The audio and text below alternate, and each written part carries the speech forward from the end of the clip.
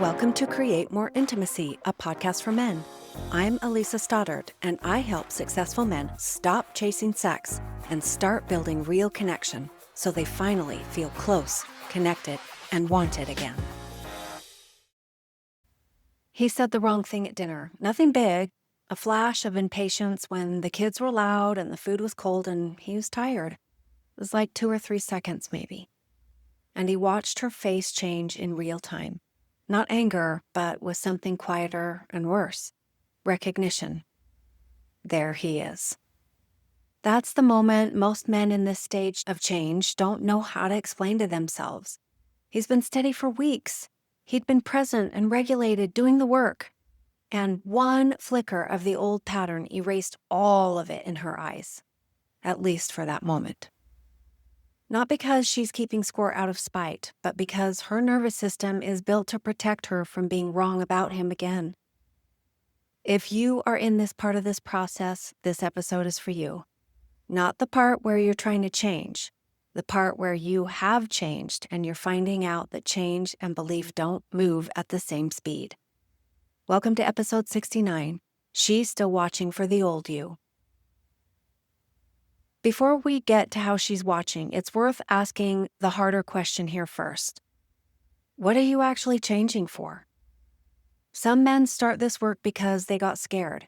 She said something about being done, or the distance got wide enough to feel dangerous and fear kicked a switch. That's a real starting point. Fear has motivated plenty of good decisions, but fear alone tends to produce a specific kind of change. The kind built entirely around avoiding the consequence rather than becoming someone different. That version of change looks like somebody who is white-knuckling, gritting through a calm response instead of actually feeling calmer, holding your tongue instead of no longer having the urge to snap. It can look identical to real change from the outside for weeks, sometimes months, but it takes a tremendous amount of effort to sustain, because you're fighting your own instincts the entire time instead of retraining them.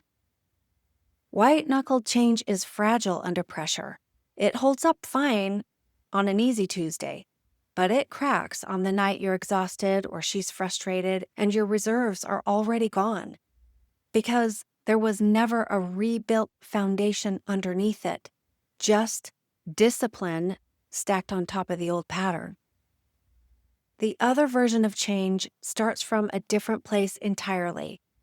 Not fear of losing her, but recognition that something in you needed to grow regardless of how she responded. That distinction matters more than it sounds like it should, because it determines what happens when the white-knuckling inevitably runs out of grip. If you're honest with yourself right now, what one are you doing? Are you managing your behavior to keep her from leaving? Or have you actually become someone who responds differently because that's who you are now? Most men doing this work are somewhere in between, and that's worth knowing before we talk about why she's still watching so closely for the old version of you. Here's something most men find deeply unfair when they first understand it. 20 good days don't erase one bad 5-minute stretch. If anything, the bad 5 minutes lands harder because it confirms something she was already bracing for. This isn't about fairness, it's about how trust actually works after it's been broken. When someone has been hurt repeatedly by the same pattern, their brain doesn't average your behavior. It watches for the exception that proves the rule. A woman who has spent years married to a man who shut down, snapped, or disappeared emotionally isn't tracking your win rate. She's scanning for the moment that tells her whether the man she's been protecting herself from is still in there. That's what the impatient comment at dinner did. It wasn't really about the comment. It was a data point that got weighed far more heavily than the 20 calm conversations before it, because her system is built to catch the thing that hurt her before, not to reward the thing that's finally going well. Here's what's actually happening. She is not ignoring your progress. She is protecting herself from believing it too soon. Believing costs her something. If she lets her guard down now and you go back to the old pattern, she doesn't just lose the progress. She loses the safety of having expected it all along. Staying alert feels safer than hoping. That's not necessarily a flaw in her. The vigilance isn't punishment, it's the residue of every time she let herself believe things were different and found out they weren't. Understanding this doesn't make the dinner moment feel less exhausting, but it does change what you're actually up against. You're not failing to prove yourself. You are up against a nervous system that has good reason not to trust too soon, too easily. And no amount of explaining that reasoning to her is going to speed it up. There is a specific kind of tired that comes from knowing you're being evaluated in moments you didn't realize were tests. You don't get to have a day off anymore, not without consequence anyway. You don't get to be tired, short, or distracted without it registering as evidence to her. Every interaction carries a little more weight than it used to because you know she's watching, even if she says she isn't. What a lot of men land on eventually is some version of, it doesn't count for much. That's usually how it gets said. Not dramatically, just flatly, after enough weeks of doing the work and not feeling any different response coming back. He shows up regulated for the 14th day in a row, and there's no acknowledgement of it, no sense that it registered, and it starts to feel like none of it is banking anywhere. That is a real cost, and it's worth taking seriously rather than dismissing as just simply impatience. Sustained effort without any signal that it's landing is genuinely hard to maintain, but it's also worth separating two different things that get tangled together here. Wanting to be seen for the change and needing to be seen for it in order for it to keep going. The more aware you become of being watched, the harder it is to be natural. You start performing calm instead of just simply being calm. You start monitoring your own tone before you speak, second guessing whether a normal reaction will read as backsliding. Ironically, that self-monitoring can make you tighter and more clipped and less present, which is its own kind of change she notices and doesn't like either. If you've noticed yourself feeling a little more brittle lately, more likely to snap at something small, this might be part of why. You're not regressing exactly. You're running on a kind of vigilance that isn't sustainable indefinitely. It's aimed at earning something from someone who isn't ready to extend it yet. The answer isn't to stop paying attention to how you show up. It's to separate staying regulated because it's who you are becoming from staying regulated because you're being graded on it.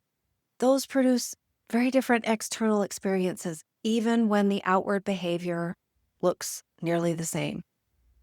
This is the part men don't want to consider.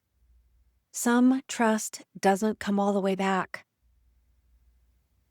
She isn't punishing you, but certain wounds leave a residue that doesn't fully clear, even after the repair has happened. A man might do everything right for a year or two and still catch a flicker of that old wariness in her eyes during an argument, or notice that she still braces slightly when he's quiet for too long. That flicker doesn't mean the work didn't matter. It means some experiences change how a person's body responds permanently, kind of like the way scar tissue heals differently than skin that was never cut in the first place. Most men are chasing a finish line that doesn't exist. They imagine some moment where she'll finally fully believe him, where the vigilance disappears and she trusts him the way she might have before any of this happened. For some couples, that moment comes, and for others, what comes instead is a version of trust that includes a small, permanent awareness of what happened, held alongside genuine safety in the present. That is a difficult thing to accept, especially for a man who's done the hardest internal work of his adult life to become someone different. He wants her belief as proof that all of that work mattered. He wants her full trust as the reward for what changed inside of him. But making her complete belief the measure of whether your change counts puts you back in the exact dynamic you're trying to leave. You end up needing her approval again, just from a different angle this time. Instead of needing her to be happy for you to feel okay, you need her to be convinced. There is a difference between change that requires an audience and change that just stands fully on its own. The first kind collapses the moment the audience stops applauding or stops noticing. The second kind holds steady even when no one is confirming that anything happened. This does not mean her belief doesn't matter to you or that you stopped wanting closeness and trust to be restored. It means you stopped making her belief the thing that determines whether the last year of all of your effort meant anything. Here's how this actually goes. At some point, the work stops being about convincing her and starts being about who you actually are now, independent of whether she has caught up with your progress yet. This is harder to shift than it sounds, and it requires you to hold two things at once. You keep showing up the way you've been showing up, consistently and regulated, present, because that's who you genuinely are becoming and who you want to be.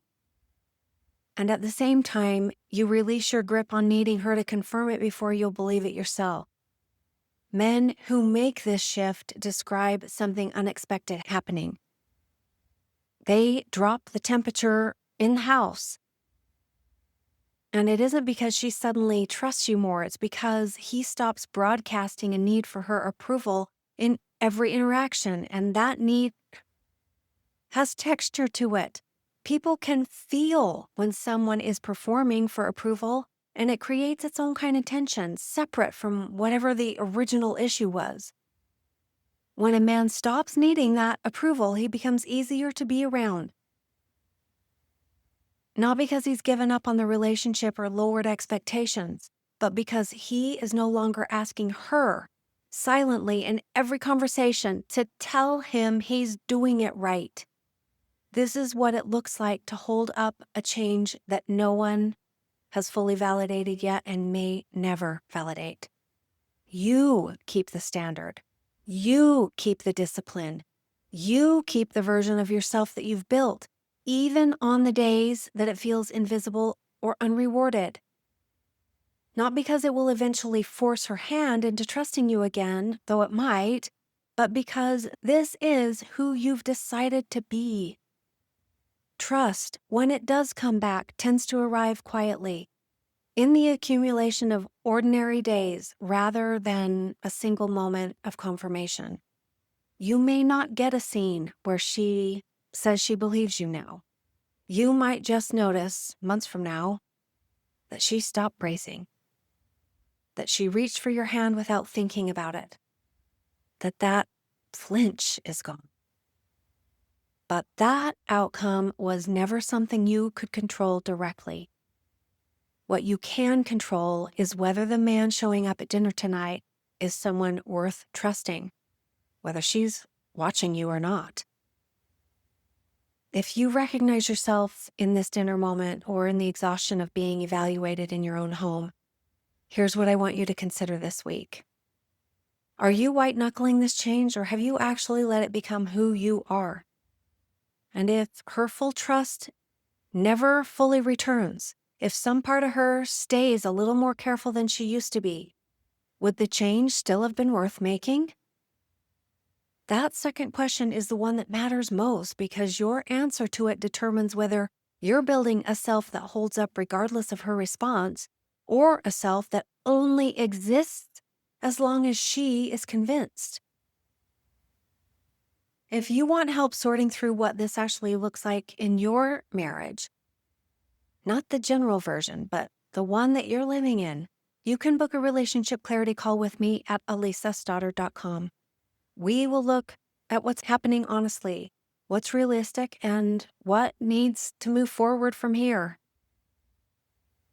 This is a call for clarity. Whether we end up working together or not, you will still walk away with something valuable. Take care. We'll see you next time. Thanks for being here. If something in this episode hit home, don't forget to subscribe and leave a review. It helps more men find the support they need. And if you are ready to get help or take the next step, you'll find the link to book a free call in the show notes. I'll see you next time.